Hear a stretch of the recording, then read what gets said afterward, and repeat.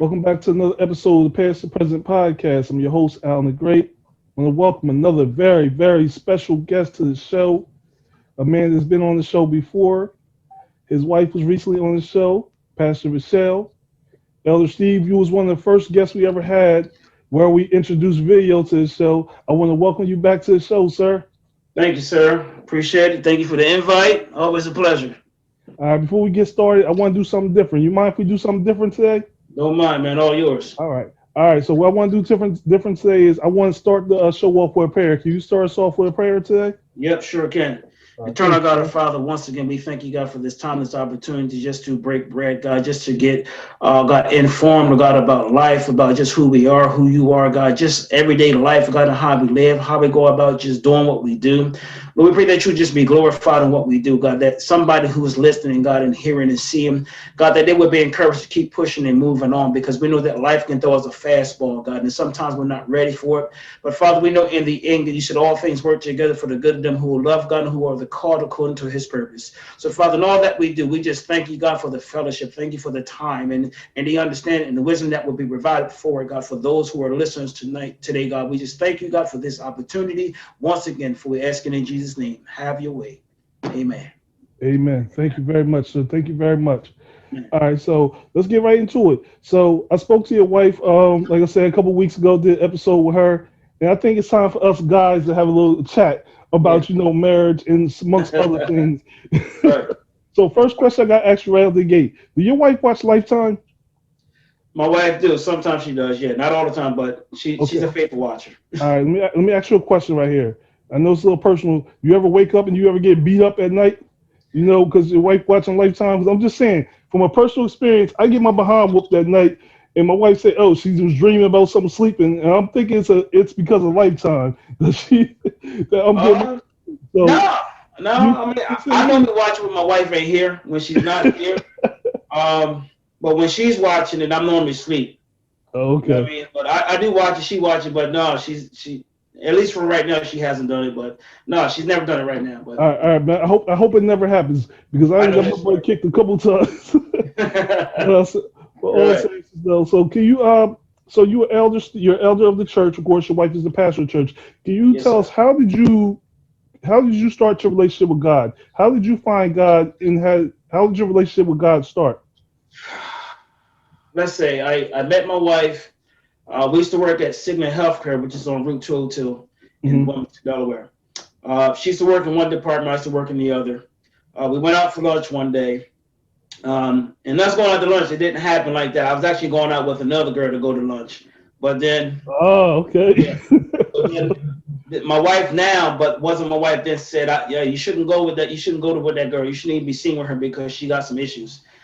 So what I did, I let that girl here and go to lunch, and I just went to lunch with my wife. And we went to lunch. We sat down and talked. Um, got a number. Called her like 2 days later, even though we worked together. Called her like 2 days later. Went over her house. She cooked me dinner. She cooked dinner. We sat down and talked. And then she said, "I want to invite you to my church on Sunday." At this time, I was just used to look at like TV evangelism. I should look at it on TV. But she invited me to her church. And then a couple Sundays from then, I went and heard the man of God preach the word of God. And it was like none other, man. It was a serious experience. It was something I never heard. Before that time, I was already going to church, Faith City, which is in Newark, Delaware. Pastor Mhm. Steve Hare. I was going to his church. That was a while ago, but he was preaching, and I used to just fall asleep at his church. I mean, it was just go to sleep. I mean, that's what I used to do. But when I went to her church, the man was preaching so much intensity, you couldn't go to sleep. You see what I'm saying? You was like, you was in thought, you was in tune. And it's from that point on. I mean, I was introduced to God, went to prayer meeting, went to Bible study, and one night I went to prayer, and I went to the altar. And next thing I know, I woke up on my back. That's all I know. And Wow. that was the Wow. beginning. That was my introduction to Christ. Amen to that. Amen to that. Doesn't always seem like all of our best stories start with our wives, doing something with our wives. Our wives, like, basically, kind of control how we do things in a lot of ways. Our wives are Yeah. truly the neck of who we are. Yeah. So I feel you on that. So my next question is this, okay, so you and your wife been married 26 years. Is it, I Yes. get that right? Is it 26 years? This 26 Yeah. years, It'll be 27 in September. 27 years in this September coming. Yep. wow. Correct. Congratulations on that, man. It's Okay, amazing. It's appreciate it. amazing. Thank you. What advice do you have to another young man who's trying to make it to that milestone? What advice you got for me? Um, this is what I'm going to say. Marriage is work. All right. I can Yes. tell you that from experience. It's work. It's a lot of denying self. It's a lot of understanding that you cannot be in marriage if you always want to be on the receiving end. I did not understand that earlier when we got married. I got married. She already had four children. I had none, so I was new to this thing, and I got into it. Didn't really know how to be a father because I didn't have no kids. We just wing it. You take them to the store, take them to the market. Buying stuff. You think that's being a father? I didn't know, and I just basically learned on the fly. Learned on the fly. So any advice I would give any young man that wants to get married, first, see if you got a mentor, someone who's already married, and see if they can sit down and counsel you and let you know what you're getting into. Because once you enter into it on God's terms, there's no turning back. He said, Right. "What God has joined together, let no man put asunder." That means God don't believe in divorce. So once you're in it, you gotta work it and do it on God's terms. So I learned that, and I'm still learning that after 27 years. So my advice was make sure you get a mentor, someone who's been there, done that, wore that T-shirt, can tell you how to be a husband, can tell you how to be a father, can tell you how to wear all the different hats in marriage. Because when you're married, you do wear a lot of different hats. Not only are you a husband, sometimes you're the counselor. When you're not the counselor, you're the teacher. You're all of that. And sometimes it's hard to be the husband when you got to be all this stuff. Right. So it's a job. So just have a mentor, someone who is in it or been in it and understand the ropes of the marriage. Absolutely. Absolutely. You actually you actually helped me out segue into another subject I want to talk to you about being a father. Like you said, you became a father. When you enter a relationship with your wife, already four kids there, you had to adjust to a new role of being a father. Being a Yes. father is something I'm gonna speak from personal experience. Something you can't plan for. No. I tell people all the time, the scariest time of my life was, and the most scariest thing in my whole entire life that happened was when I was sitting at the hospital and they told me my son was coming. They put me in a room by myself, told me put on these scrubs, and they had me sitting there. Felt like for forever, and I was Yeah. terrified. When it came time to cut the umbilical cord, I couldn't even move. It's the most terrifying thing in the world because Yes. nothing you can do can prepare you for being a parent. Nothing. And everything starts kicking in your head. Like, am I going to Mhm. feed him enough? Do I know how to raise this kid? Am I going to be able to keep this kid alive? You start thinking all these things. So I got to ask you because there's a myth in the black community. There's a Yeah. myth. There's no real fathers in the black community. There's no real men in the black community. So let me ask you a question about your upbringing, if you don't mind. Sure. How was your upbringing with your father? Who gave you that father figure title to let you know how to be a father to young children? Well, if you want to stick to the black community, if you look over statistics, you'll find out a lot of us did not grow up with that mentor. We didn't grow up with a father figure showing us how to be that. First of all, showing us how to be the boy or the child that we need to be, and then being the young adult and then going into adulthood. I didn't have it. My mother and father was married, but every day I used to come home from school seeing my mother and dad fighting. That's what I seen as soon as I walked in the house. Mhm. So I come from a dysfunctional home. I was mom getting tossed to and fro around the house. All of that. So no one really taught me how to be what I need to be as far as being a husband or a father. I kind of learned on the job, and I hit some really tight valleys in that experience. I've done some things in this marriage that I really wasn't proud of doing. I've done some things as a father I wasn't proud of doing. And I believe if I had a mentor, I think I wouldn't have hit a lot of those valleys. So I learned on the job. And I could tell anybody when you are becoming that father, it's a rough road because you learn so much on the fly. You don't know really how to love your children. You don't know. You just think, I said, you think it's buying them stuff. And it's not about that. They got to be nurtured. You know what I mean? And I didn't know how to nurture them because I needed nurturing myself. But I didn't find that out until I got married. So, you know what I'm No, saying? You yeah, find I out know. how vulnerable you are. See, if you're vulnerable in your marriage first, then when you got kids, you're going to be vulnerable. You're not going to know what to do. So I don't know. I just came from a dysfunctional home, and I found out I carried that same dysfunction into me being married and then becoming a father. I was very dysfunctional as a father at Mhm. times. So no one taught me. I learned on the job, and I was very dysfunctional. That was just the straight truth. I understand. Like, I'm gonna just share, like, be candid with the audience, candid with you, be honest about my personal experiences. I got in trouble about 2 years ago, and I just want to tell this quick story. I don't want to make it about me. Today's all about you, All right. sir. But I want to Amen. tell this quick story about my experience. I got in trouble 2 years ago on my podcast. One of the first things I said I wanted to do when I created this podcast, I said I'm gonna be completely transparent. Be Right. completely transparent, my audience. I'm not holding nothing back. I'm gonna keep it real Right. with you. So Right. one of the things I talked about, and it wasn't, I didn't plan on talking about this on the show. Okay, I did an episode about drug addiction, and it Right. was about the history of drug addiction. I disclosed personal experiences about my upbringing and personal experiences about my father. Now, it was in the spare of the moment, it just came out. And after that, it led into an issue, a big blowout with several people on my father's side of the family. They Right. felt like I wasn't telling the truth or I was only Right. telling my truth. And Right. it turned to a big division. My thing Mm. with that is I wasn't lying about what I said, and I Right. wasn't saying it to discredit, to belittle my father. But like I said, transparency. And similar, I grew up without a father. I grew up Hmm. without a father majority of my life. So even becoming a father and talking about how fearful I was being a father, I was Hmm. fearful of what type of father I was going to be.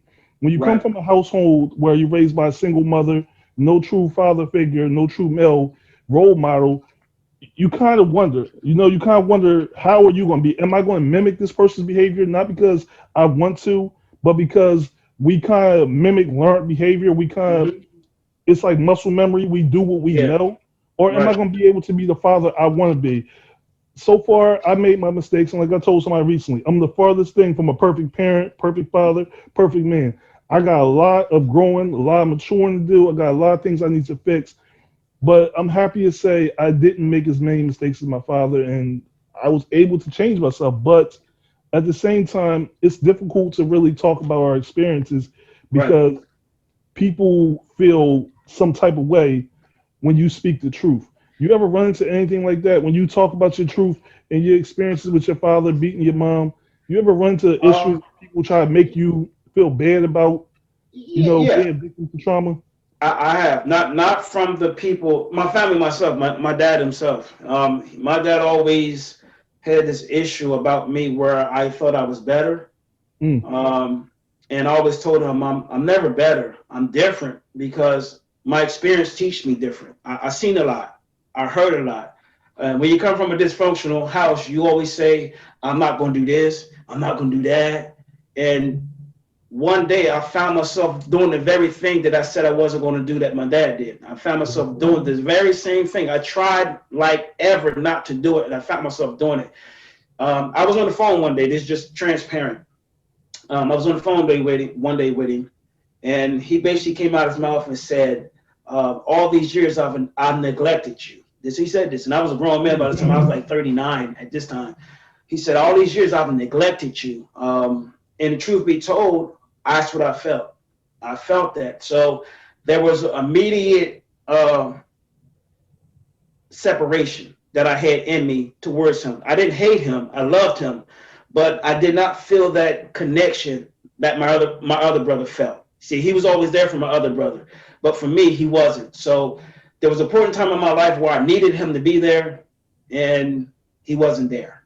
He right. was only there like during high school graduation. You know what I mean? Where he Mm, wasn't there during all those years. I had two aunts, and thank God for them that they raised me really in those critical years. But he came in that time, high school graduation, tried to take all the credit, and I was mm, really upset. So for years, I did carry that anger. Now, how are you going to come in here and try to take all these accolades and like you did all this work when you really didn't do anything? So over the years, he's heard about me saying a lot of different things, and to today, our relationship is still severed. It's still severed, not because I want it to be, but because he wanted on his terms, mm. and I refuse to have a relationship with anybody who wants on their terms. I refuse. I'm not that kind of person. I will go through hoops and rings to try to connect or reconcile. But once I try to make my amends and you don't receive them, then that's where I stop. So even to the day, we're not really close. We're not, and it's a shame.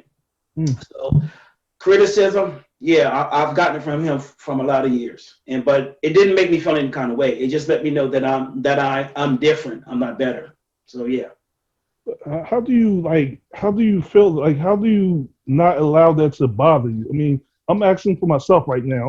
right, I'm being selfish right now.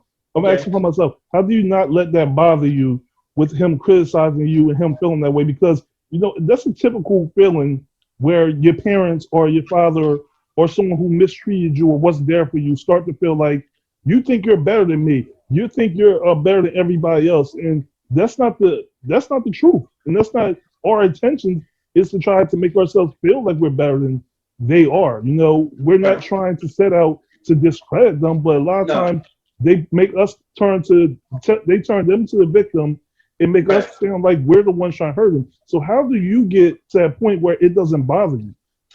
Um, for years I've kind of, how they say you live in denial. Hmm. For years I lived like I wasn't hurt, and one day I sat in this house where I'm at right now, and I just stood in the mirror and I had to confront my hurt. All the years I've covered it up. We're talking about from teenage years up into adulthood. I covered it up. And I had to come full circle with myself and say, regardless of what it was then to where it is now, um, what made me overcome is the fact that I was trying for years to be not like him. And I Right. found out the more I tried to be not like him, I became more like him. And I kept tripping up and kept tripping up and kept tripping up to one day I was like, you know what? Be you. Be who you are. Be the authentic you. Don't be ashamed to be different. You know what I mean? Don't be afraid to take your stand. Because my loyalty was never to him. It was always the fact that I knew I had to do what I had to do. When I was living with my aunt, she's passed away now. She's gone. Both of them who raised me. Um, they put so much in me. They put a lot in me, and it was Mhm. through that what they did. It helped me to look at the big picture. That I have to be the bigger man. Right. And that's what I had to be over the years. I'm not gonna say I'm still the bigger man in the sense that he's my dad. I have to honor him because as the Bible says, honor your father that your days may be long upon the earth. So I have to honor him regardless of how he sees me. I Right. have to honor him. So with that knowing, with that being said, I know what my job is as a son. I'm still a son. No matter how and what he does or how he feels, I'm still his son. And the sons are obligated to honor their fathers irregardless. So that's what I do. I look at the big picture because um, if I had a son, I would want my son to honor me. You know what I Right. mean? Right. Regardless of how I may view him or the mistakes I've made. My dad made a lot of mistakes, and I end up repeating some of those mistakes. And I do understand that he was only able to do what he had in his arsenal to do. He didn't know what to do a lot of times. I know he had a lot of different women here and there, and I found myself desiring the same thing, almost repeating the same pattern. So I've learned to just love me, really embrace me, so I can pass it on to my daughters. And they'll tell you, I always didn't live the right life. But as I come full circle after these 50 years, I've learned that the greatest love you can have is love for yourself. And I had to Absolutely. embrace that. So I have so much love for myself. And then in turn, I can love others. So it's my love for myself that helped me to overcome all of that. Absolutely. One of the things I say to people often is this, when, because I meet and come across a lot of people that have issues similar to mine, similar to yours, where we have this family trauma, we have this separation from our mothers and our fathers that continue on to our adulthood. And what I often say to people is this, and I want to hear your thoughts on this. Um, what I tell people is, like, you have to understand a lot of times our mothers, our fathers, is not giving them an excuse for their behavior. They don't know how to love you. They don't know how to love. And a lot of times, this trauma, when we talk about family trauma, is passed down. You talk to mothers who have issues with their daughters. The problem is, if you look into their lives, a lot of times their mothers didn't give them that love and treat them right. When you look Right, at fathers, a lot of times those fathers didn't have a father themselves to teach them how to be men. And a lot of times, what happens with trauma and family trauma, it continues to get passed down until someone decides to break that chain. Somebody mhm, decides to break that tradition, and learn new behavior to escape the pain. To really heal from the pain. And right, I think something you said was very important. You learn to love yourself, and right, I often tell my wife sometimes you gotta learn to be start being selfish, and start thinking about yourself. Start Absolutely. thinking about yourself. Start learning to Absolutely. love yourself. And the same with me. We have to learn to fall in love with ourselves before Yeah. we fall in love with someone else. Because it's only then when we truly allow ourselves to heal that we can move past that trauma and not pass that down to our children. I Right. think it's important. Something else you said. You said, you didn't want to pass. You don't want to pass this down to your children. You don't want to. We work so hard, but trying not to be our father, and we try not to be our mother. And what happens is we end up becoming what we don't want to. So Right. instead of stop trying to not become them, try to learn to love ourselves, forgive others, Yeah. and try to be the best possible person we can be. Yeah. I know I just said a lot, but to what I said, you have anything you want to say back to that or add to it? Yeah. I just think again, we have to understand every generation is different, right? Mm-hmm. I know when I met my father, when I met my father's father for the first time, he was a no nonsense dude. I mean, no nonsense dude. I think at this time my dad was like 35, and we took a trip over his house one weekend. This is the first time I met him, right? And we walked in there and we was crying. Like me and my brother was crying because my dad was getting on us in the car. Like he was yelling at us. Ah. So we went in there and my grandfather seen us cry, right? So here's my dad. He said, why are they crying? My dad was like, I don't know. So he slapped my dad in the back of the head, being an adult. I mean, busting right back of his head. I mean, hit him hard. That let me know. That let me know right there that my father's father was a no nonsense guy. And my dad, he wasn't like that. My dad accepted some stuff, like just because the way he was brought up, like he was raised with his mom a lot of times. Right? He was with his mom, and he would tell you, he would be with his mom. His mom let him do whatever he wanted to do. But when he went with his dad, that was it ceased. So I think every generation is different. Um, it's unfortunate that my dad wasn't really raised how to be a man. He was a woman's man, if you know what I'm saying, right? I know what He you mean. he wasn't raised how to be a man. So when he got sons, he didn't know how to train his sons to be a man. So we Right. basically learn by what we see, and we end up committing the same act. So I just think we have to learn the generation, the season that we're in, and we have to make every opportunity. We have to take advantage of the opportunities that we're afforded. I mean, I thank God for the first, second, third, fifth, eighth chance that God has given me. I mean, year after year, month after month. And I'm telling you, I am the best father I've ever been. And we're talking about, and this is real. This is real. I'm talking about 50 now. I think I've been the best father I've ever been, probably in the last 2.5 years. Wow. In the last 2.5 years. Because when you come out of all of that trauma, now you got to learn how to live with the new. Mm-hmm. And how do I'm actually free. I'm actually somebody, right? So how do I love this somebody? I had to learn that. And now I embrace that newness. Like, wow, it's all right. You can be a good dad. You can be a good father. You can be a good husband. You don't have to cheat on your wife. You don't have to talk down to your kids. You don't have to demean them. You can actually love you and embrace his newness, because my dad don't know anything about being faithful. He knows Right. nothing about a commitment. He knows nothing about loving his wife.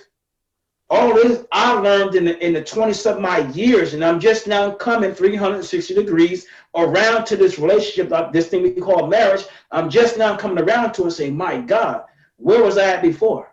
How come I didn't, you know what I mean? How come I couldn't enjoy all this before? Why did it take 20-something odd years for me to really embrace this thing? Because of all the trauma. Yeah. So it's trauma. So trauma is a bad thing, but you learn a lot. When you come out of it and go through it, you learn a lot.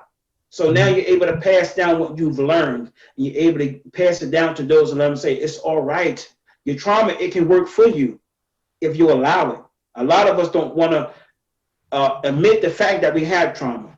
We don't want to deal with it. You know what I'm saying?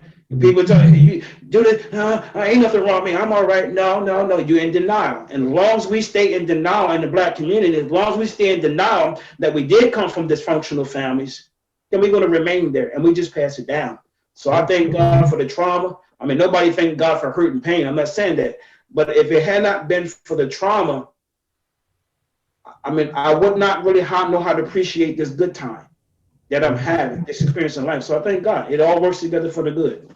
Absolutely, absolutely. I add something to that. Like, I always tell people, like, you think that your experiences and trauma and stuff you go through is a punishment from God, when it's really not. You know, no one wants to go through trauma. Nobody wants to go through some of the experiences that you went through, some experiences I went through. But what I also say is the experiences I went through made me the man I am today. I appreciate being a father so much more Right. because I didn't really have that example of being a father. You know, when I say God, what we look at as a punishment from God truly can be a blessing in ways if you choose to look at it the right way. And the correct way being is look at how God has maneuvered us, has taught us, has brought us through these difficult times to help us become a renewed person, a stronger person, a person that can appreciate the joy of life now, a person, a person that comes out and can be a better father. Like I don't know if I would be the man I am today if I didn't go through what I went through. Because if Right. I had that father that was always there, would I have the same strength as I have now? Would I Right. be as independent as I am now? Would I Right. be a father as I am now? Would I appreciate what it means to be a father? Now, that's not to say I wanted it, No. but I look No. at it and say, there's a blessing in everything. So when people Right. say, plans for something, I'm like, no. See, you got to change your way of looking at things. See, if God is speaking to Perception. you, He's Right. not trying to punish you. He's Right. building you. He's strengthening you to get to the next chapter of your life. See, what we don't realize is we don't know what's happening in the next chapter of our lives. No, we See, we go don't. to the gym and we working our muscles for what? We ain't Right. working out because we want to go fight. You don't know what you're gonna have to lift. Right. Your wife might tell you gotta lift a new sofa and bring a new sofa in the house. Right. You know what I Right. mean? You gotta move Right. that refrigerator. You don't know what you're working out towards, but God is always building and working us towards something. So Right. even in the toughest times, He's not forcing you to be punished or putting you through punishment. He's strengthening us, and I Right. feel like that's what we went through was Yeah. being strengthened so we can be the men we are today. Right. And like Amen. that's my opinion on what I experienced. Just it made me a better man. Right. Right. Exactly. And just like I said again, there's a slogan or expression we say, if it had not been for all those bad times, right, I Hmm. could appreciate the good times, right? I had a lot of Right. bad times in my life, and through those bad times, I didn't think I was going to make it out. I really didn't. There's a time I wanted to give up, like, oh, what's the use? You know what I mean? Every time I had to overcome this came, then I overcome that, and then this came. It's like trial after trial. You know what I'm saying? But I've Hmm. learned now, you know what? It all worked for me. And you still got people Yeah. out there that want to talk about the bad times. Well, I remember when. People say, well, I remember this and you that. But what about now? What Yeah. about what I am now? I know what I used to be or what I used to do, but what about now? So if you don't embrace the now, who else gonna embrace it for you? Nobody. Amen. You gotta embrace Exactly. it now, and you gotta cherish it and live in the now, because trials gonna come. But if I don't embrace the Yeah. right now, my God, it's real. It's No, real. it is. It is. But I got to ask you another question though. Forgiveness. Now, it's one of Forgiveness. the things I brought up. Me and your Woo. wife talked about in the episode together. Forgiving not just other people, but you Yeah. talked about some of the mistakes you made in your life, some of the choices you made. How did you learn to forgive yourself for the mistakes you made? Woo, Jesus. Good question. Simple question, but deep question. For myself, uh, it was hard. It was hard because I was the type. I found this out through the years. I had a lot of pride, right? A lot of pride. People who are prideful, they think they're invincible, right? They have so much stuff that happens for them, good stuff that happens for them in their life.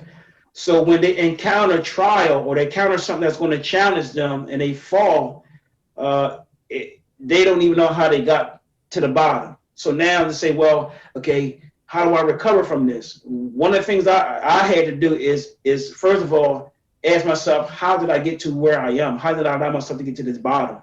And then once I got up, it was the shame, it was the guilt, it was the people I hurt in the process, and all of this going through my mind. And at this time, I'm not even thinking about me. I'm thinking about others. So that first part of forgiveness is those you have hurt. You see what I'm saying? Those who trusted you and you took their trust. Um, so that's one part of forgiveness. You got to forgive yourself for that part, for hurting them. And then once you forgive yourself for that, then is how do I forgive myself for even Mm. allowing myself to be part of something like that and allow myself to go to that length. It took me years again, this goes into that loving me. It took me years to dig myself out of that valley, out of that mindset, because everyone else probably forgave you, maybe, right? Right. Forgave you. But if they forgave you and they moved on, what about the forgiveness for yourself? And it took me years to really come 360 with the fact that I had to come to grips with, I done a lot of stuff, like I said, in open, and that I was not pleased with. And I still have a mark on my life for the things that I've done, right? And I always tell people, you don't want to live my shoes. See, I can live my shoes because I've been living them, so it's easy for me. Right. But if you were to step in my shoes and know the stuff that I had to go through on a daily basis, you probably would give my shoes back, right? You can take them shoes, right? Because that ain't, I don't want none of that. But it's through that helps me to understand that, first of all, I had to forgive me. I had to forgive me. You know what I mean? No matter who don't forgive me, because at the end of the day, I got to choose to live and not die. So forgiveness for me is I chose to live. I could have gave up looking for everybody else to forgive me. But what really matters at the end of the day, do I forgive myself? Because here it is. People don't have to forgive you. You know, it's their choice. Because one day did you hurt me? I don't want to forgive you. Does that mean you don't have to forgive yourself? No, you got to forgive yourself because you got to choose to live. Right. So with that forgiveness piece, it's two-part. Forgive yourself for hurting those. But then the other part is there's a part of me that's sacred. How do I allow myself, all of me? Yeah, I never thought I would do that. I never thought I would go to that place. Now look at what I've done. The shame, the guilt, all of that. It's a mental thing. It's a mental thing. So I thank God through the mental thing. There's a part where I wanted to end it all. I wanted to end my life. I wanted to jump over the bridge. I don't know if people know about that. I rode to Newcastle Park one day, and this is where the world came down on me. I mean, everything crashed because I thought I was invincible. And when you're invincible and you hit the ground, you hit it hard. So I really hit hard. And it was raining that day. It was raining there. So I just rode to the park, jumped out the car. The car was still moving. I just jumped out, right? Thank God for my wife. She drove up, and I was already hanging over the bar. I just wanted to give it up because the trauma that I knew that I was causing and that I caused, I couldn't live with myself. See, that's that forgiveness piece. So what that dark side does, it just says to you, there's no hope, right? When you do something, you know what's wrong, it speaks to you, no hope. Just give up now. Just throw it all in. Throw the towel in. So that's what was speaking to me. I was still in church, right? I wasn't an elder. I was just going to church, hearing the word of God. But when I went back home, I lived a different life. You know what I'm saying? I lived a total different life. So the forgiveness piece for me is monumental for me. I don't care about nothing else, but I had to forgive me because that is where I had to pick myself back up and say, you got to live and not die. So that's what forgiveness did for me. It helped me to live and not die. And I'm talking to you about companionship real quick because you spoke about your wife and, wanting to end it all and how she came at the right time to help pull you back. How did your wife help you through that difficult time in your life where it was at a point where, like you said, the pride, really came out and, the world seemed like it was crashing around you? How did your wife come in and assist you at this vulnerable time? It was critical. It was critical because the hurt is because she trusted me, right? So a lot of people are probably gonna be handling a grown sale. All right. She trusted me and I kind of betrayed that trust. And the first thing I thought, okay, she's not gonna be there for me, right? It's over, right? That's what your mind speaks. It's over. She's done. She trusted me, I let her down. So when she was there for me, it was hard for me to receive because I know what I'd done. You see what I'm saying? It was hard for me to receive the fact that she's there for me. But she was critical because when I went through that dark period, I wanted to lose it all. I didn't care if she was there or not. But because she forcefully was there, she was there consistently, constantly, every day, to the point that I wasn't even in my own house that I'm in now, right? I was living in a whole different house. So we were separated for like 7 years. Right, 7 years we were separated. Out of those whole 6.5 years, on that 6 month, on the 7th year, I moved back in. So 6.5 years we were separated. That whole 6.5 years, she was faithful and committed to coming to wherever I was, and knowing what I done. You see what I'm saying? Knowing how I threw down, and she was still there, every corner, no matter what. taking me to work, picking me up from work, cooking me dinner, bringing me dinner, doing all that, right? So she was committed as though nothing ever happened. It spoke volume to me. Now, did I know if it was genuine or not? I did not know, because I know at the same time she was probably was hurting too. You follow what I'm saying? So she was critical in my transition. You know what I mean? And she was critical. So, I don't take nothing from that. I don't ever take it for granted. You know what I mean? If anybody was to ask me, what would I do different? A lot of things I would do different. I probably wouldn't have got married. Probably got some counseling before I got married to find, you know what I mean? So I knew what marriage is about. And she was there. She played a vital role in just me becoming who I am today, right? And really helping me to extend that lifeline and help me to really look at life from a different perspective.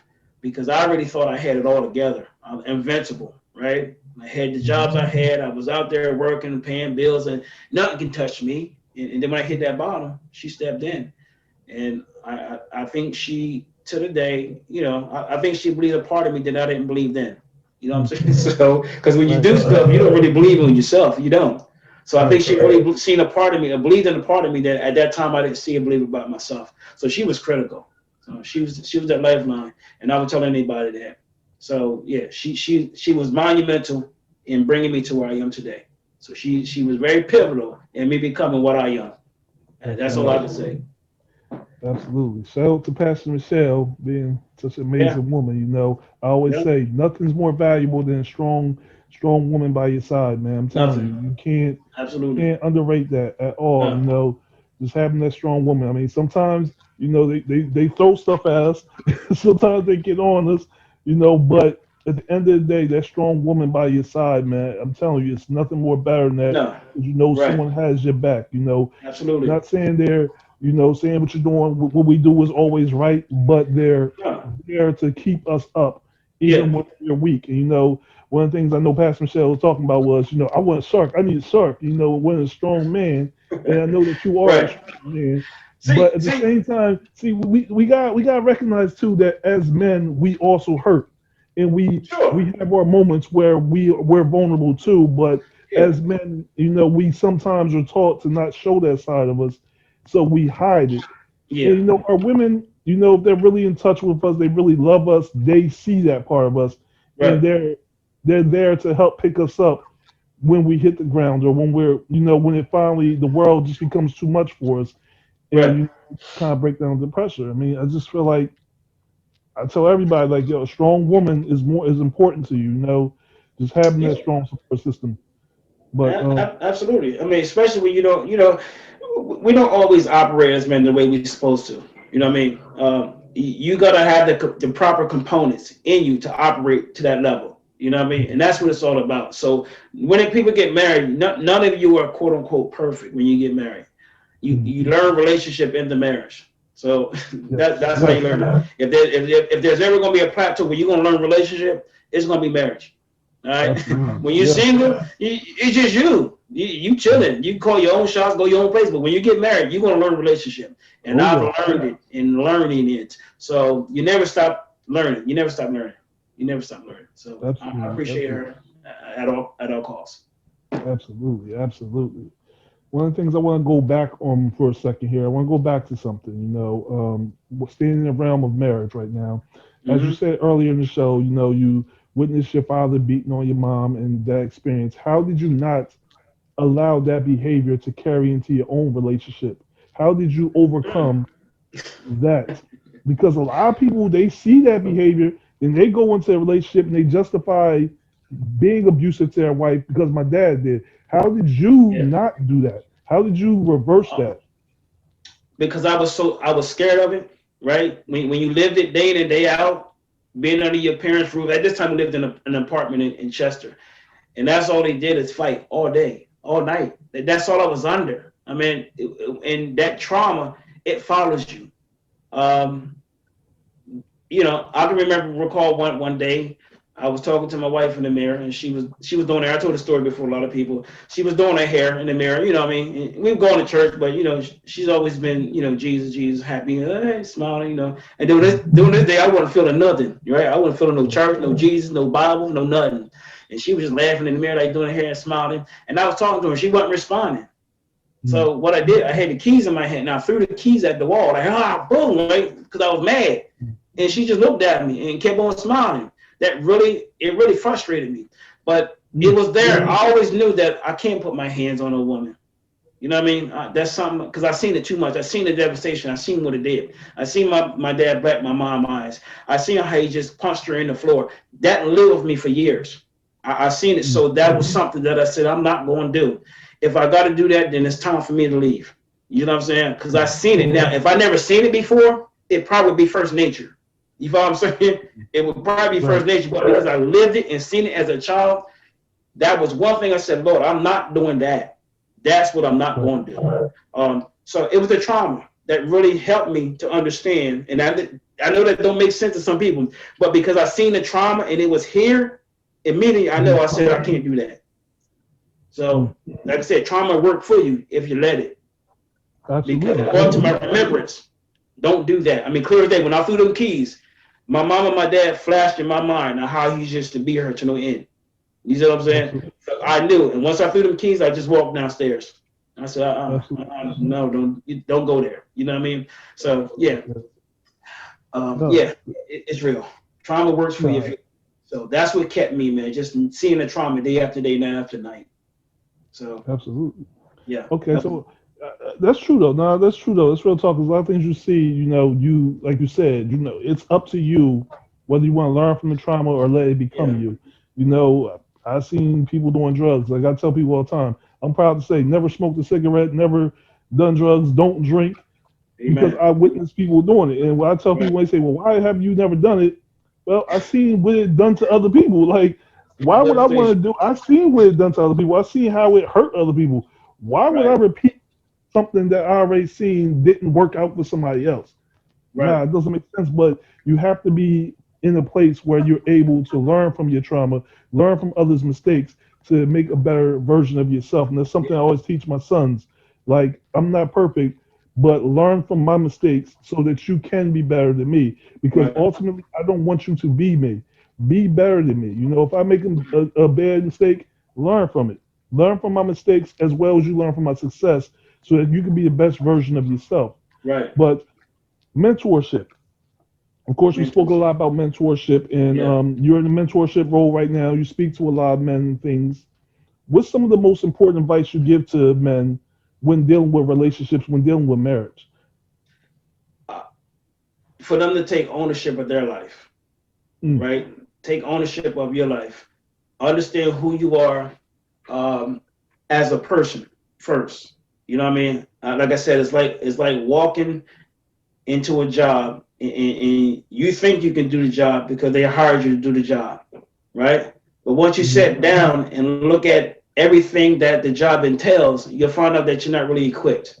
You know what I'm saying? You'll find out that you're not even ready, but you're already set to the job. You know what I'm saying? So I would just tell them, get acquainted with yourself, love yourself. You know what I'm saying? Don't kid yourself. It looks glamorous, it looks good, it feels good, but there's a lot of costs that you're going to have to pay if you're not equipped to do the job.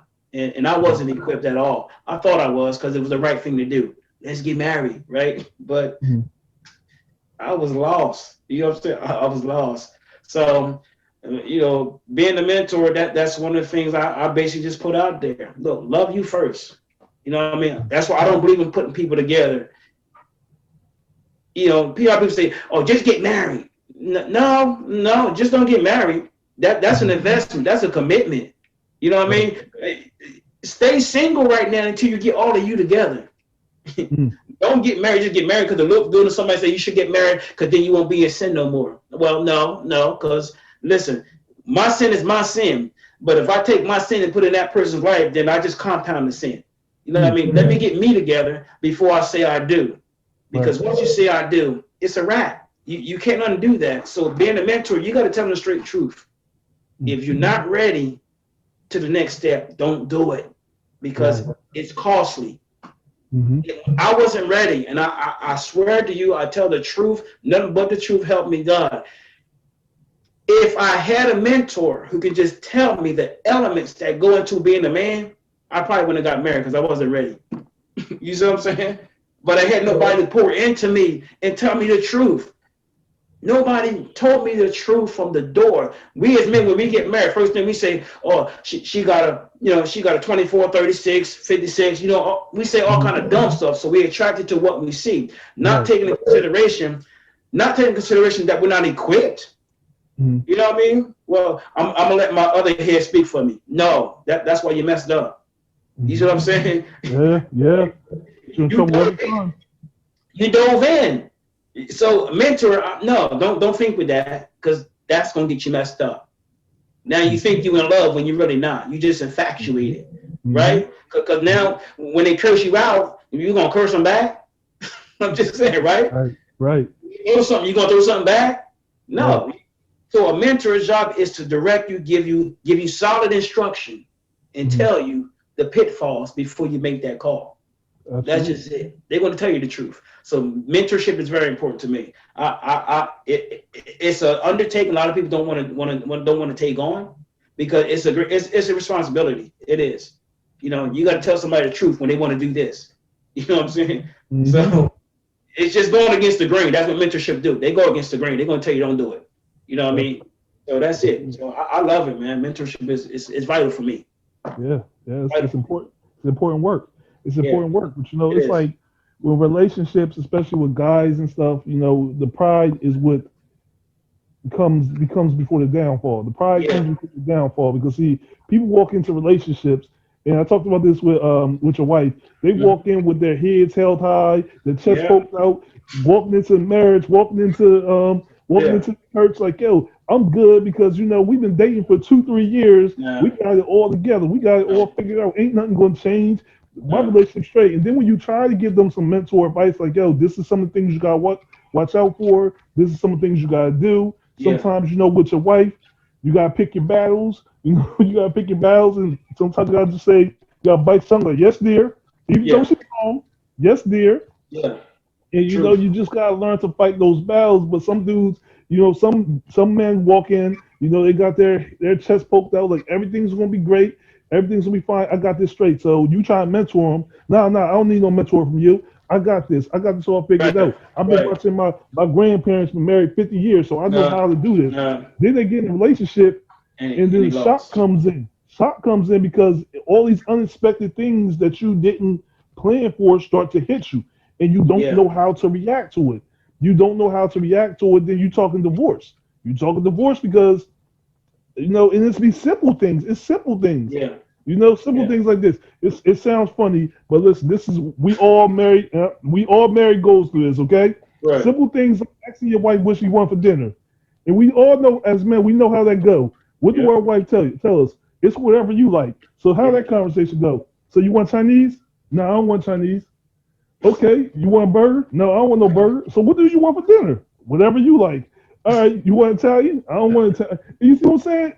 And then you get with your wife, and it turns to a whole argument that turns into a whole blowout over something simple like that. But you learn how to maneuver in a relationship. You gotta learn how to argue. You gotta learn how to not argue some things. So you gotta learn some things. You just gotta take it. As a man, you gotta learn to put that pride to the back burner. Yeah. And you're like, yo, yes, dear. You know what? You got that one. You got that one. You want to change the curtains? No problem. Pick your fights. That's right. But you got people who walk into relationships with this mindset, I don't need no mentor. Yes, I got it all figured out. No, you don't. I want to talk to you about I know we run out of time, but I want to say one more thing about the sex part of it. Woo, Jesus. Here's what I say to people. This is what I say to people. The attractiveness, that's great.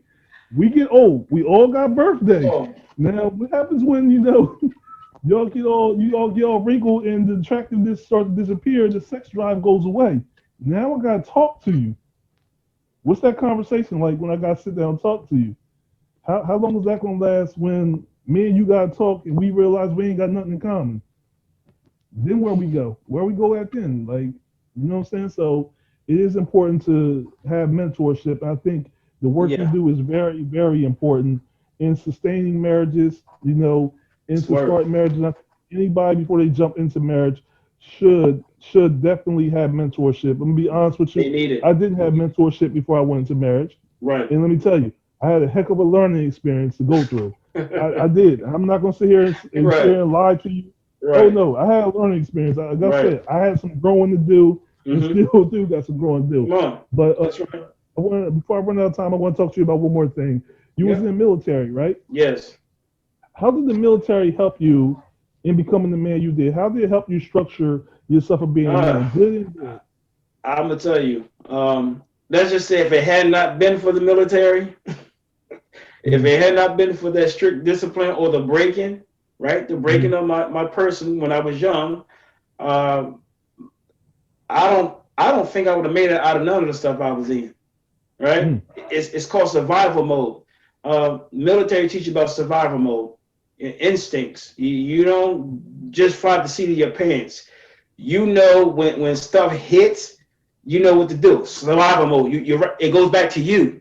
You know, it's about your mm, life now because you're no good to nobody else. You know what I'm saying? mm, Save yourself first, right? The Bible mm, tells you that. Save yourself from this untoward generation.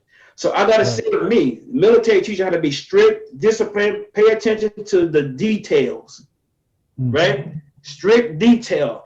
If nothing is done in detail, they don't care how good the bed looks from just looking at it. They want to get up close and look at the details of how you became to make it what it is. Because if the details aren't followed right, then when you stand back and look at the picture, it's going to look raggedy, right? mm, So yeah. I've gleaned from that. Look at the details. What's important at this stage? Don't look at all that. That's not important, though that's part of the process. But Mm, this part is intricate and you're recovering. So it helped me to look at the details, to tune everybody else out, all the naysayers, all the haters, and all the people say you ain't gonna make it. The details and the stuff that I've been through was, you know what? It's about you now. What are you right. gonna do? What are you gonna do? Live or die? Survival mode. You see what I'm saying? Mm, So that military thing, it helped me to understand that, you know what? If I'm gonna fight this war, right? I got to be skillful. mm, I got to be skillful. And a lot of people, men especially, they're not skillful. It's right. easy to get into something, right? It's easy to get into a boat and paddle, right? Mm-hmm. Because it's bright sunny, the waves look good, you and your paddles are whole, and your boat ain't got no hold. Your boat don't have no hold in it. But as soon as your boat get a hold in it, how are you gonna keep it afloat? Mm, Detail. Pay attention first, mm, right? Make sure you got the necessary tools to patch that hole up, to keep you afloat. It's a temporary patch until you can get it to a safe place, right? So all the mm, stuff I've been through, some things I just had a temporary patch. You know what I mm, mean? Hey, this ain't permanent, but this just get me to a place where I can really focus on what it's supposed to be. right, right. All those 6.5 years were temporary patches. I had to keep patching myself up, not paying attention to people until I can really get my mindset back the right way. And Mm, once I get home, then I can focus on the global. You see right. what I'm saying? Now I can focus on the whole picture. But when I was out there doing me, I had to recover. And if I'm going to recover, I have to look at the details. That's how you fall into the trap, because you don't look at how that trap is lined up. So for me, the military was crucial, right? Mm-hmm. For just being me. And I can tell you, it's very part of what I do, right? I'm gonna tell you the Mm, truth. It lives with me every day, right? mm, I've learned so much through the military. Not only that, the two ladies I told you about earlier who basically took me in when I was young, teenager, it was crucial. They taught me work ethic. One taught me how to pay bills. One taught me how to do things in a sequential order. You see what I'm saying? Really have a routine and get it down and follow that, and that'll make you better. You see what I'm saying? So I took the military and I took those two ladies and I just incorporated in all that I do. And that's what helped me to recover, because I had the women I had to think about who raised me. I couldn't let them down because y'all right. put so much in me. So they were part of who I am. So the military and that training, Mm, it just, I thank God for it. And I'm telling you, a lot of men, it's not that they don't want to recover, they have no discipline to recover. mm, You know what I'm saying? If you yeah, fell in with no discipline, how you going to recover with no discipline? absolutely. You can't. You got to Mm, have discipline. And that discipline is about you thinking right. Don't think the same way that brought you into the mess. You got to mm, think different to get yourself out of it. You know what I'm saying? mm, So I just go into survival mode. When stuff happens, I shut everything down and go back into survival mode. because nothing else matters. I gotta live. And Absolutely. that's been my story. I had to live. I had to survive. Whenever see, it's one thing for me to pray. I'm just saying, right? And this is real. Prayer is essential. It works. It's vital to a believer's life. But there are some things that experience teach you, right? There's some things that experience teach you. And the military taught me. It was my experience. You know what I'm saying? Stay in your watch, stay in your tower, get on your guard, look at this a certain way, do this a certain way. It's routine. Military teach you routine. And it plays a very big part of our life. So those men who don't know instructions or they don't know discipline, they need to go to the military and they'll find out that it's not about them. So a lot of our men, they think it's about them, and that's why they keep failing. You'll never make it in any relationship if you think it's about you. You will constantly fall. You can't make a name for yourself. None of that. You have to totally deny yourself. So marriage is a spiritual undertaking. It really is. I didn't know that at first. I heard people say it, but it's real. You got to be more of the giving end than the receiving end as a man. Totally denying who you are. So the military taught me how to do that. You follow what I'm saying? Look out for the next person, right? You in a bunker together. It's not about you bringing yourself out, but it's about protecting the one that's behind you. So military, it was vital for me. So I've learned a lot through the military, and I didn't know it was going to be instinct. I didn't know it was going to kick in. I didn't know I was going to use that again. Once I got discharged from the military, I didn't know it was going to come back into play. But it's very much part of my life. So it's in my demeanor, right? A lot of people see it in my demeanor. They see it in my expression. They see how I do things. They're like, yeah, he's in the military because look at that's what he do. Like he ain't paying us no mind. You know what I'm saying? He's just in it. So yeah, that's what it taught me. It taught me get in it and shut everything out until you get established what you're trying to do. Then you can let everybody back in. So it was real for me, man. I loved it. So thank God for it. Oh man, I want to go a little deeper into that real quick because I don't want to run out of time or keep you too long. No, you good. What are some of the negative aspects? What are some of the negative aspects of that when you talk about it putting you in a box and sort of a tunnel vision state of mind where you're focusing and locking in on what you're trying to get done? Is there any negative things that come with that, or any negative things that can hurt when you get into that mode? Or yeah. It really is, because when I got married, right, this is my second marriage, all right. When I got married, and I said she already had 4 children beforehand. I was so structured and so starchy or stiff, right? I didn't care, right? So being that way, you're out of touch with reality. You know what I'm saying? You don't have no love for nobody. You just looking at boom, that's it. Don't nobody understand what you looking at but you. You know what I'm saying? That's what the military does. So it makes you be out of touch for a very long time. You're not in touch with reality. You can't get along with nobody, and it's all about you. So in that military zone, you can become selfish. So I was very selfish. I didn't care. I wanted to care, but I didn't know how because I was so hard.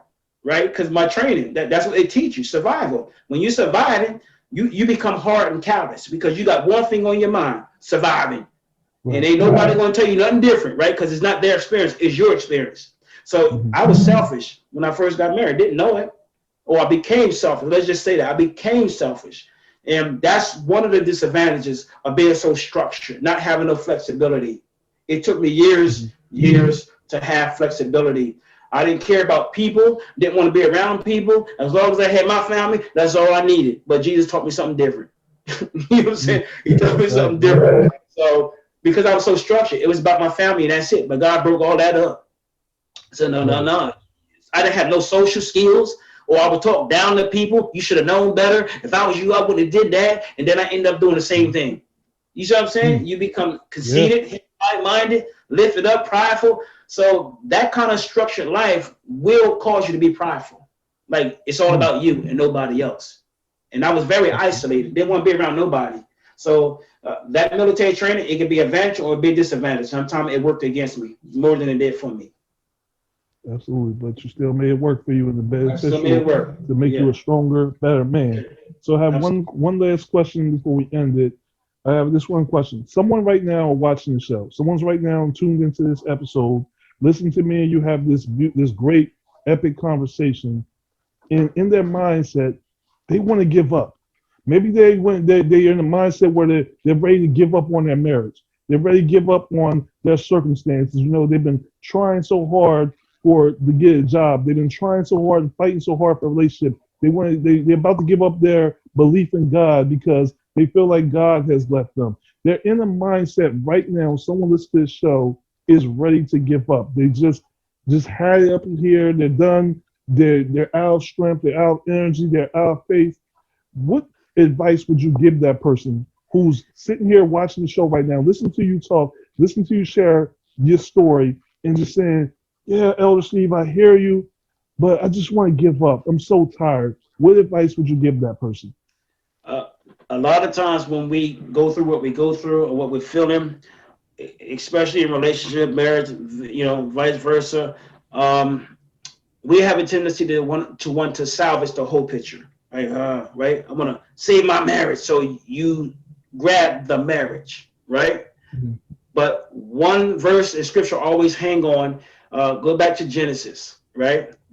Before God made them male and female, or before he made them, how can I say, before he placed them in a garden, and it was them two, that was the official marriage, right?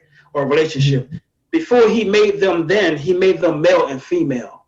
They were individuals, right? They were separate individuals.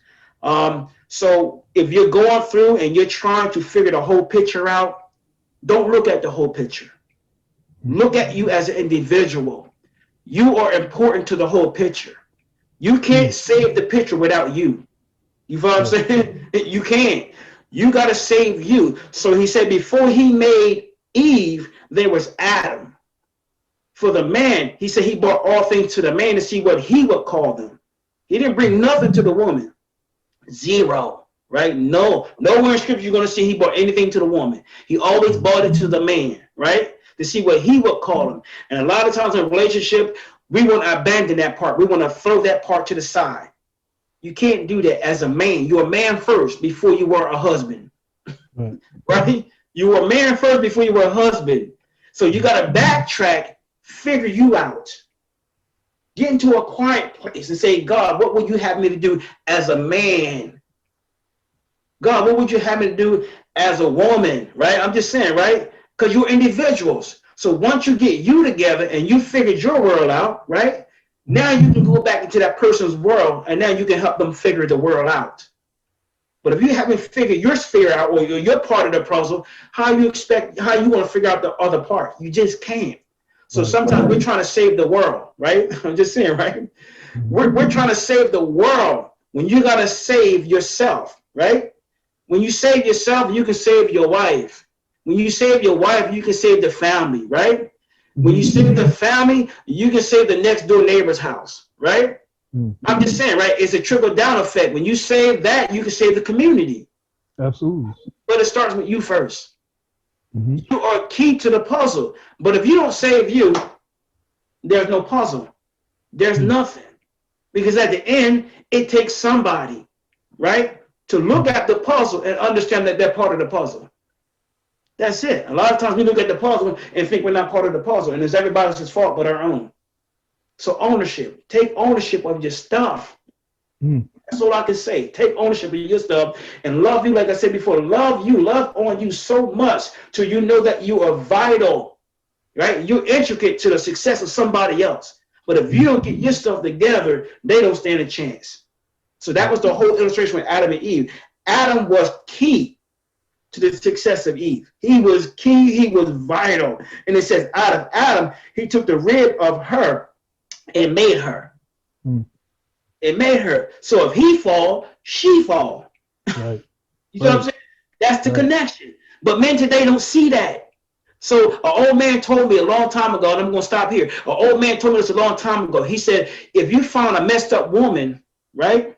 You find a woman that's real messed up. She's devious in her living. She's a prostitute. She's an alcoholic. He said, well, I'll show you a man who messed her up. Right? That woman didn't get messed up on her own. Right. Some man violated her and messed her up.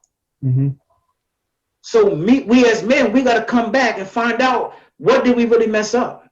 Did we mess some stuff up in our life? And if you did, you got to go back and clean up what you messed up. Absolutely. And that takes work. You see what I'm saying? It takes work. So I had to clean some stuff up that I messed up. And I'm still cleaning up some stuff that I messed up a long time ago. No, I'm with you. I'm with you. I'm with you, man. That's real talk. I'm sorry. My TV just decided it wanted to turn itself on. I don't know what's going on today. I ain't even hit the button. It just came on by itself. I don't know what that's about. But no, everything you said was amazing. And again, thank you for coming on, Elder Steve. And just kind of recap what we talked about to all the listeners today. We spoke about, forgiveness, forgiving ourselves for some of the things Yes. that we have done. None of us is perfect, me included. None of us is perfect. We made mistakes. We made bad choices, but we're not defined by the choices that we make. We're defined about what we do after we make those choices. Yes. What do we Absolutely. do with our actions after you make those choices? We spoke about forgiving others and learning how to more importantly forgive ourselves, how to be more selfless, self-care, learn to love ourselves. And I think it's very important, Elder Steve, that you spoke on that because one of the issues we we have when we get into relationships is we forget about learning to love ourselves. Truly Yeah. love ourselves when you get in a relationship. Before you get in a relationship, get to know yourself. Get in touch with yourself. Get to a point where you actually love and care about yourself so that therefore you don't lose yourself when you get Yes. into a relationship with someone else. We talked about family trauma. We all experience trauma and feeling like God, is punishing you. You're not being punished because of the trauma that you're experiencing. A lot of times, trauma and experiences that you had in your life is building you up for the next thing you coming. Yes. We think about it all the time, and we'll talk about this later. I'll talk about this at another time. But one of the things I talked to my wife about recently, just as a quick example, I said, we talk about owning the business. I said, Hmm. well, look around. We're starting a business right now. How do you handle your bills in your house? How do you deal with your employees, meaning your children? If you can't manage your bills in your house, if you can't learn to pay yourself when you get paid, how are you going to learn to pay someone else? So Come on. sometimes the struggles you even go through Come in on. your own home is Amen. not meant to break you. That's It's right. not meant to tie you in other people's eyes, but to build you up so you can learn for when you actually get that building, when you Right. actually get Come this on. company, when you actually start to own something yourself. A lot of times, the things we go through in life are not meant to destroy us, not meant to No. punish us, but to strengthen and build us. But if you find your relationship with God, they say, have the faith of a mustard seed. I Come want on. y'all to look up how big a mustard seed is and think Yeah. about it. Having the faith of a mustard seed can move mountains. Trust me. So having that faith in yourself, having that faith in a relationship, having a mentor. Listen, men, I'm talking to men right now. Foolish pride has led to many men's downfall. We have to get ourselves past this pride thing where we think if we show vulnerability that it shows weakness. Vulnerability does not equal out to weakness. You understand? And if you have a true woman that is of strength beside you, she will let you know that vulnerability does not equal weakness.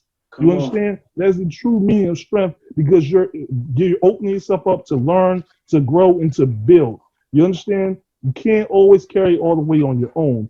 Elder Mm. Steve, before you go, I just got one more request for you. If someone out here right now needs mentorship, wants to talk to you because they want prayer or some advice, is there any way they can reach out to you, get in touch with Yes. you in this case? Yes, sir. Sure can. Let me give you my personal number, then I will give you my email. Anybody who wants to contact me, does not matter. Morning, noon, and night. My phone is always on my side, so I can check email or number at the same time. My personal number is 267-826-5912. That's 267 826-5912. My email is FassettStephen807@gmail.com. That's FassettStephen807 at gmail.com. And you can inbox me, text me, whatever you want to do, because it's vital. We are our brother's keepers, no matter what people may say. I go through to learn so I can help you to become what you need to become. That's what it's all about. So I enjoyed this segment. This man here, Mr. Henry, he's on point. And this is an outlet. This is an outlet. I'm telling you something that I believe in. Did not know I was ever going to get a chance to do anything of this sort from the first segment to now. But this is just a dream come true. And my endeavor is always to help men to become true men who they need to be. So I give Brother Henry, I appreciate you, man. I appreciate you, man. I really appreciate your words meant a lot to me. Thank you so much. I mean, honestly, you helped me. You helped me. I'm listening to you and I'm learning just this Amen. conversation. I'm telling you right now, I'm not walking away from this conversation same as when I came in. I Come on. feel renewed. You just gave me a different perspective and a different way of looking at things and even dealing with things in my personal life. Mm. So thank you so much for coming on. I definitely gotta have you back because there's so much more we can cover and so much Yes, more we gotta sir. talk about. So we're gonna have to do this again. And hopefully, you bless us with your presence again, and Yes. bless us with more of your knowledge and your wisdom because you have plenty of it more to share with me and the audience. And thank you so much, Elder Steve, for your Appreciate time you. and for being here with us. Thank you, everyone, for tuning in today's show. Remember to like, share, comment, subscribe to the channel. I'll put Elder Steve information in the description tab of the podcast. So if you ever want to reach out to him, want mentorship, want to him to pray with you or help you, listen, I've known this man for quite a while, for a few years right now. He's a genuine person. You understand? He's a genuine person. I talk about his wife, and she's my favorite pastor. They're very genuine, loving people who give great advice. They give great advice to me off of camera. I had very dope conversations. So I know they can help you through whatever you're going through. And if they can't help you, they'll definitely direct you, put you in the right direction to find the help you need to deal with whatever issues you have. You do not have to suffer alone. You don't have to suffer another day. Again, Elder Steve, thank you for blessings with your presence.